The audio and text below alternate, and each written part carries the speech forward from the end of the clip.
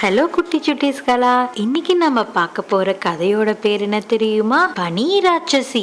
ஒரு காலத்துல ரெண்டு சிறந்த நண்பர்கள் ராம் சீதான்னு ஒரு சின்ன கிராமத்துல வாழ்ந்துட்டு வந்தாங்க. இவங்க ரெண்டு பேருமே பக்கத்து வீட்டுக்காரவங்க தான். இவங்க ரெண்டு பேர்த்துக்கும் அந்த புல்வெளியில விளையாடுறதுனா ரொம்ப பிடிக்கும். புல்வெளியில அழகிய வண்ண மலர்களால் நிறைஞ்சிருக்கும். அது அவங்களுக்கு ரொம்ப பிடிக்கும். அதனால அவங்க கொல்லை பக்கத்தில் இதே மாதிரி பூந்தோட்டம் அமைக்கலாம் அப்படின்னு நினச்சாங்க. அவங்க கொல்லை பக்கத்துலேயும் பூந்தோட்டம் அமைச்சாங்க.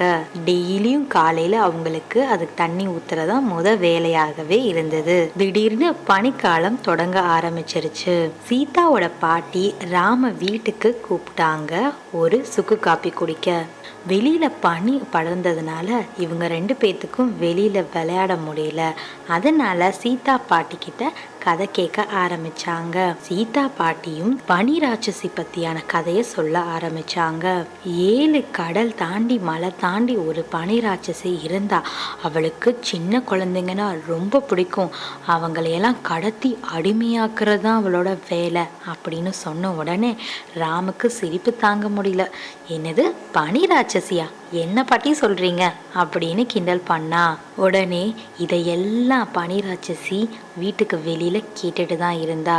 ஓ ராம், என்னை பத்தி நீ இன்னும் நம்பலையா? சரி சரி, உனக்கு ஒரு பனி அம்ப விடுறேன், அப்பதான் என்னை பத்தி நீ தெரிஞ்சுப்ப அப்படின்னு அவ முடிவு பண்ணுனா. ராம் கதவை திறந்த உடனே பனி அம்பு அவன் கண்ணு வழியா போயிடுச்சு. அவன் நெஞ்சிலையும் போயிருச்சு. நெஞ்செல்லாம் வலிக்க ஆரம்பிச்சிருச்சு. அவன் அழ ஆரம்பிச்சான். சீதா என்ன பண்றதுன்னே தெரியல. அவனோட நடவடிக்கையும் திடீர்னு மாறிடுச்சு. சீதா என்ன ஆச்சுன்னு கேட்ட உடனே நீ போய் உன் வேலையை பாரு அப்படின்னு சொல்லிட்டான். சொல்லிட்டு ராம் அவன் வீட்டுக்கு போக ஆரம்பிச்சான். சீதாவுக்கு ஒன்றுமே புரியல. அவளால் எதுவும் பேச முடியல. டெய்லியும் காலையில் செடிக்கு தண்ணியும் ஊத்தர வரல ராம். இந்த ராம்க்கு என்னதான் ஆச்சு அப்படின்னு சீதாவுக்கு ரொம்ப கவலையாகவே இருந்தது. சீதா அவகிட்ட பேசுறதையே நிறுத்திட்டா. ராமும் எனக்கு பொண்ணுங்களோட ஃப்ரெண்ட்ஷிப் வேண்டாம் அப்படின்னு சொல்லிட்டா. திடீர்னு ஒரு நாள் ராம் எங்கேயோ தனியாக நடந்து போகிறத பார்த்தான். உடனே பின்னாடியே சீதாவும் போக ஆரம்பிச்சா. அங்கே பனி ராட்சசி ஒரு அழகிய குதிரை வண்டியில் நின்றுட்டு இருந்தா.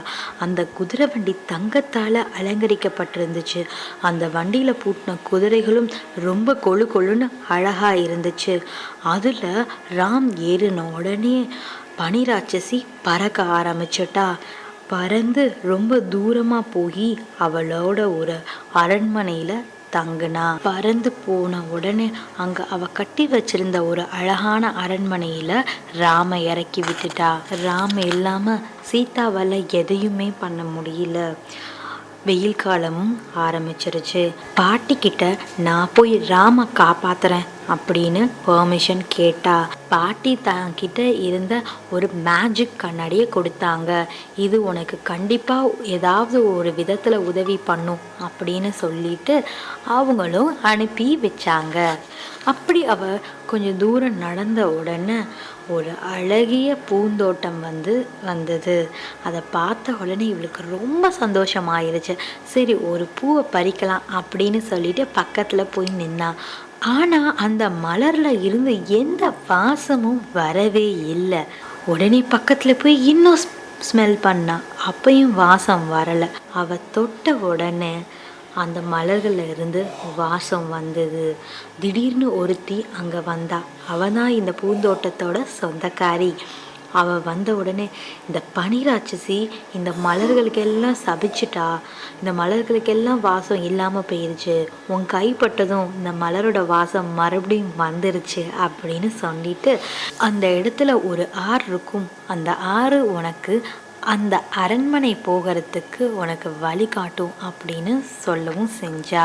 இந்த மலர்களை உன்னோட ஃப்ரெண்டு ராமுக்கு கொஞ்சம் எடுத்துட்டு போ அப்படின்னு சொல்லிட்டா. அங்கே இருக்கிற ஒரு படகுல ஏறி உக்காந்துட்டா. அந்த படகு கிட்ட அவள் என்ன கொஞ்சம் அந்த பனி ராட்சசி இருக்கிற இடத்துக்கு கூட்டிகிட்டு போக முடியுமா அப்படின்னு கேட்டதும் அந்த படகு போக ஆரம்பிச்சிருச்சு. கொஞ்ச தூரத்துலேயே கடல் கொள்ளையரோட கப்பல் நின்றுச்சு. அந்த கப்பல் கிட்ட இந்த படகு நின்றுச்சு. அதுக்குள்ள ஒரு கடல் கொள்ளைக்காரி ஒருத்தி இருந்தா. அவகிட்ட இந்த கதையெல்லாம் சொன்ன உடனே, அப்படியா, ஆனால் எனக்கு ஃப்ரெண்டுன்னு யாரும் இல்லை, நீ எனக்கு ஃப்ரெண்டாக இருக்க ஒத்துக்கிட்டினா நானும் உனக்கு ஹெல்ப் பண்ண சம்மதிக்கிறேன் அப்படின்னு சொன்ன உடனே நம்ம சீதாவும் உன்னை நான் என் தோழியாக ஏற்றுக்கிறேன் அப்படின்னு சொல்லிட்டா. உடனே ஒரு மந்திர மானை அவ கொடுத்தா. அந்த மந்திர மான் அவளுக்கு அந்த பனி ராட்சசி இருக்கிற இடத்துக்கு கூட்டிட்டு போயிடுச்சு. அந்த பனி ராட்சசியோட அரண்மனை மிகவும் பனி சூழ்ந்து அப்படியே ஒரு ஜிலு ஜிலு ஜிலுன்னு இருந்துச்சு. உடனே அங்கே ராம், நீ எங்கே இருக்க, ராம் எங்கே இருக்க அப்படின்னு கத்திக்கிட்டே போனா. அங்கே ராம் ஒரு ஐஸ் கட்டியோட விளையாடிக்கிட்டு இருந்தான். உடனே கிட்டக்க போய் சீதா கட்டி பிடிச்சிட்டு, ராம் உன்னை நான் கண்டுபிடிச்சிட்டேன், வா என் கூட, சீக்கிரம் வா போகலாம், அந்த பனிராட்சசி வரத்துக்குள்ளே போயிடலாம் அப்படின்னு சொன்னான். ஆனால் நம்ம ராம் எதுக்குமே அசையவே இல்லை. திடீர்னு அந்த பனிராட்சசி வந்துட்டா. சீதா நீயும் வந்துட்டியா, உன்னையும் இங்கே அடிமையாக்கிடுறேன் அப்படின்னு சொன்ன உடனே நம்ம சீதா தைரியமா, இவன் என்னோட நண்பன், இவனை காப்பாற்ற தான் நான் இங்கே வந்திருக்கேன் அப்படின்னு சொன்னா. கையில் இருந்த மலரை ராம மோர்ந்து பார்க்க வச்சான். அதை ஸ்மெல் பண்ண உடனே ராமுக்கு பழைய நினைவுகள்லாம் திரும்ப வந்துடுச்சு. இதை பார்த்த பனிராட்சசிக்கு ரொம்ப கோவமாயிருச்சு. உங்கள் 2 பேத்தையும் நீங்கள் இங்கேயே இருக்கிற மாதிரி சபிக்கிறேன் அப்படின்னு சொன்ன உடனே நம்ம சீதா பாட்டிக்கிட்ட இருந்த அந்த மந்திர கண்ணாடியை உடனே காமிக்க ஆரம்பிச்சா. இந்த மந்திர கண்ணாடியை யூஸ் பண்ணி நீங்க யார்கிட்ட வேணாலும் பேச முடியும் அப்படின்னு சீதா பனிராட்சசி கிட்ட சொன்னா.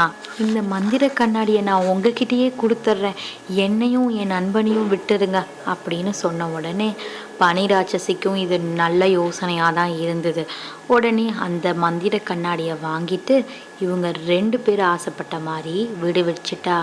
சீதாவும் பழைய மாதிரி அவங்க சந்தோஷமா விளையாட ஆரம்பிச்சாங்க அவங்களுக்கு பிடிச்ச புல்வெளியில. என்ன குட்டி சிட்டீஸ், இன்னைக்கு கதை உங்களுக்கு பிடிச்சிருந்துச்சா? எப்படி சீதா தைரியமா இருந்தான்னு பார்த்தீங்களா? இதே மாதிரி தான் நம்மளும் எல்லா சூழ்நிலையிலும் தைரியமா இருக்கணும்.